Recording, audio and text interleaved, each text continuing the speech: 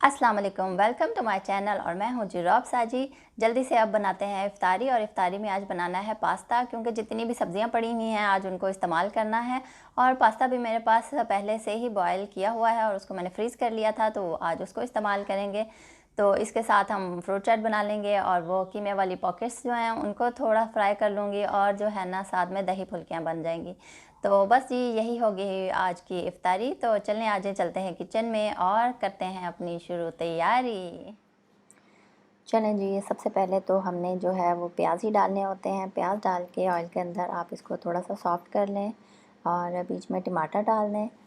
और ये सारी सब्ज़ियाँ वही हैं, क्योंकि जब रमज़ान में आने से पहले जो स्प्रिंग रोल बनाए थे उसके लिए सब्ज़ियाँ मैं लेके आई थी, लेकिन ये फिर भी जो है ना काफ़ी सारी सब्ज़ियाँ बच गई थी। तो मैंने सोचा कि चलें जी इन सब्ज़ियों को आज इस्तेमाल कर लेते हैं। और पास्ता भी पहले से ही फ्रीज़ किया हुआ था, वो भी इस्तेमाल हो जाएगा साथ में, और सब्ज़ियाँ भी जो है इस्तेमाल में आ जाएंगी। इसलिए बस ये सारी सब्ज़ियाँ मैंने काटनी है, जैसे कि कैरेट थी, कैबेज थी और मटर। इसके अलावा और आलू आलू आपकी मर्ज़ी है, डालना चाहें तो डाल दें, अगर अदरवाइज़ आप स्किप भी कर सकते हैं।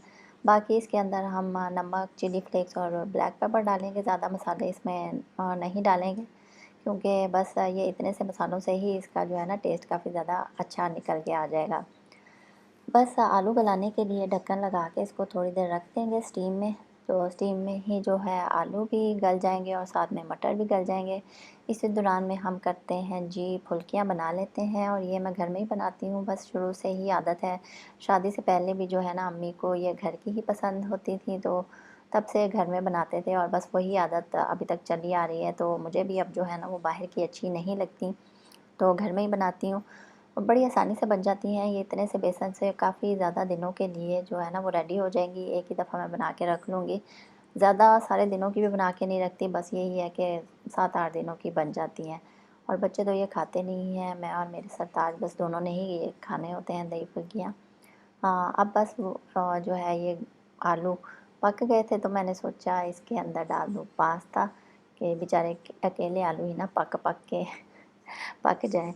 तो चलें जी, अब इसके ऊपर हम रख देते हैं ढक्कन। और ये स्टीम में पास्ता भी जो है ना, अगर डीप फ्रॉस्ट भी होने वाला हुआ, कुछ रह गया हुआ, तो वो भी हो जाता है। और ये देखें, ये बड़ा अच्छा सा जो है ना पास्ता रेडी हो गया, और ये टेस्ट वाइज भी बड़ा ही अच्छा, बड़ा ही सिंपल पास्ता है। बच्चों को भी बड़ा अच्छा लगता है, और मसाले भी ज़ाहिर बात है इसमें ज़्यादा नहीं डाले हुए। तो ये पॉकेट्स जो हैं कीमे की, उनको मैंने फ्राई कर लिया था और फ्रूट चाट बना ली थी। इस दफ़ा माशाल्लाह से बच्चे भी साथ में इफ्तारी करते हैं, तो बड़ा ही अच्छा लगता है और मज़ा आता है। ये थी जी आज की मेरी छोटी सी वीडियो। तो अगर आपको अच्छी लगी हो तो लाइक करिएगा और सब्सक्राइब करिएगा। फिर मिलेंगे इंशाल्लाह किसी नई वीडियो में, तब तक के लिए अल्लाह हाफिज़।